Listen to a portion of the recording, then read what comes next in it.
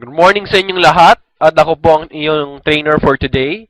Ako si John Jester Ching and ang di-discuss ko ngayon is General's Course 1, New Technopreneurs Orientation or NTO. So ano ba talaga ang dapat mong gawin pagka-join mo ng V-Mobile? Siyempre, number 1, aralin mo ang negosyo at mag-attend ng trainings, which is ito po yung first part. So, anong gagawin nyo on your first week sa V-Mobile?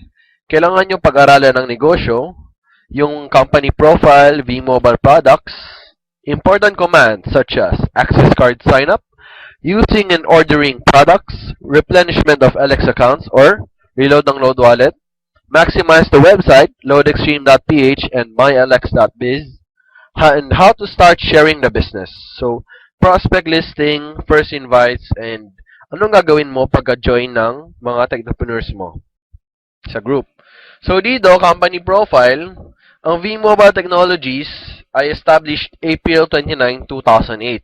So as of now, more than 3 years na po ang company. So pwede nyo sabihin na, sabi nila, pag 2 years na ang company, ibig sabihin 95% stable na po ito. So mag-ingat kayo, maraming mushroom companies ngayon or yung mga fly-by-night companies na ngayong araw, andyan sila, kinabukasan wala na sila. So dito, ang V-Mobile subsidiary of Penta Capital Management Corporation. Ibig sabihin, ang Penta Capital ang may-ari ng V-Mobile. So proven technology for 5 years. Yung Load Extreme kasi, yung system na ginagamit natin, yan pa yung pinakauna dati, 2003, si Sir Benko ang gumawa ng Universal Loading System. Nauna pa tayo sa Smart. Nung wala pa silang e-load, meron ng Load Extreme. Diba? Ang galing ni Sir Benko. So dito, 1.1 billion revenue in less than 2 years. Ibig sabihin, kumikitang kabuhayan talaga ang V-Mobile. So pag ang kumpanya kumikita, hindi yan magsasara. Dito, who is Penta Capital? So, kailangan nyo gawin yung homework nyo, mag-research kayo, pero some points na pwede nyo ma-consider dito is, established sila 1957. So, more than 50 years na ang Penta Capital, ibig sabihin, sobrang stable na nito. So, kailangan i-build up nyo yung credibility ng Penta Capital dahil sila yung may-ari ng V-Mobile. And syempre, para ma-warningan nyo rin yung mga prospects nyo sa ibang kumpanya na yung tao-tao lang may-ari, sa atin talaga, super credible and super stable yung company natin. V-Mobile products, yan. Sobrang dami nating produkto. Cellphone cards. Yung mga cards na ini-scratch. Landline. Yung online cards. Yung mga broadband internet kasali na dyan. Globe Tattoo, Sun Broadband, Smart Bro. So dito, online gaming. Yung mga mahilig mag-games. And syempre, electronic loads like Smart, Globe, Sun, Talk and Text, TM, and Red. So more than 250 products. So dito, to know the updated list of products, kailangan yung pumunta sa loadextreme.ph under products. So pagpunta nyo sa website, click nyo products, makita nyo doon, updated list ng produkto natin. Number 1, discuss the quick guide. So, kasama sa kits nyo, kung binuklat nyo yan, is meron po dyan nakalagay na quick guide. And sa loob nyan, meron dyang LX gateways. Ano tong mga gateways na to? Ibig sabihin, lahat ng commands na gagawin nyo, kung maglo-load ba kayo, transfer ba kayo, lahat yan, ipapadala nyo sa gateway. Pero dito sa gateways natin sa quick guide, medyo congested na siya. So, we suggest na gumamit kayo ng updated gateways. Ito yung mga updated gateways. Okay? So, pwede rin kayo kumuha ng listahan ng updated gateways sa kanya-kanyang upline team leaders nyo. Okay. So, paano mag-register ng access card? So, dito, pag gamit mo yung cellphone mo, merong format sa quick guide mo, LX space reg, space ID number, space SAC, yung SAC, subscriber activation code, located sa likod ng access card. Space birth date, remember to follow the format, which is month. Kung March ka, 03-22-1988. Okay, March 22, 1988, tandaan yung birthday ko. And then space, telco, kung Globe, Sun, or Smart. So, pag talk and text or TM, talk and text ka or red, ibig sabihin Smart ka. Pag TM ka, Globe. Space, your full name. So, send to your updated gateway, magre-replay siya ng PIK nyo. So, remember, ang tawag natin doon sa cards, hindi po siya retailer cards. Pwede nyo tawagin Techno User cards or Access cards na lang. And then, very important, take note of the assigned gateways and save it as your primary gateway. So, pag text nyo sa gateway, mag-assign siya ng gateway sa inyo, isave nyo sa phone book nyo para mas madali. Double check your birthday, kung tama yung format, telco, and full name.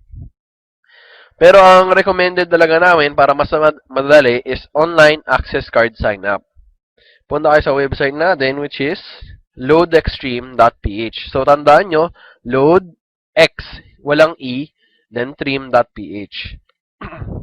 So, ito yung website natin. Sa upper right, makikita nyo dyan, no account, click here. Click nyo yan. And then, fill up nyo to, full name nyo, address, yung province, pwedeng wala na. Birth date, dito naman, slash ang format. So, sa birthday ko, March 22, 1988, that's 03/22/1988. Sa cell number, remember to follow the format 0917-1234567. ID number nyo, nasa kit nyo, SAC, nasa likod ng Technopreneur card nyo, and of course, your email. Then, press submit. So, paano ba tayo mag-load? Siyempre, yung produkto natin load, tapos hindi kayo marunong mag-load, dapat pag-aralan natin to. And, ito, very basic lang. Nasa quick guide rin. LX space load, space ID number, space PIK, space product code, space customer cellphone number.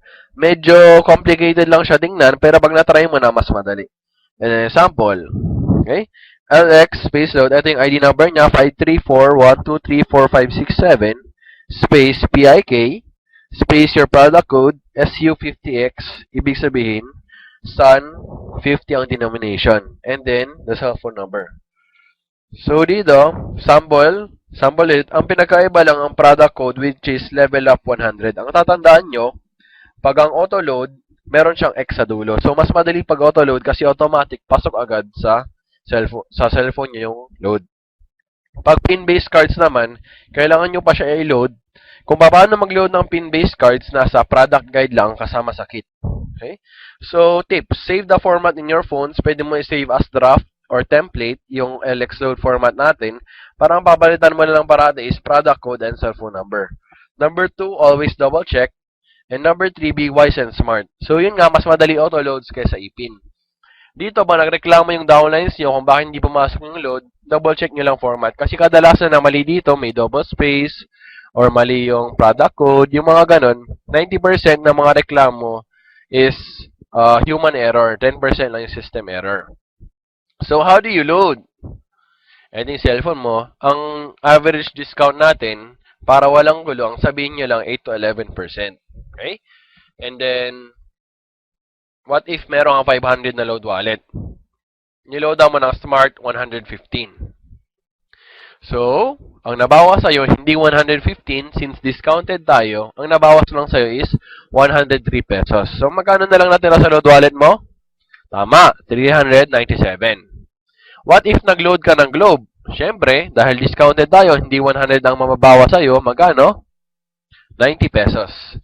So, ang natira na lang sa'yo is 307 pesos. So, pag in-add natin yung lahat, 522, ibig sabihin, nakasave ka ng 22 pesos. Pang merienda mo na rin yan. Assumption, 10% average savings. Tapos, 30 pesos yung load mo araw-araw, that's 900 pesos sa buong buwan. That's 90 pesos monthly savings. So, kung napansin nyo dito, average savings. Hindi ko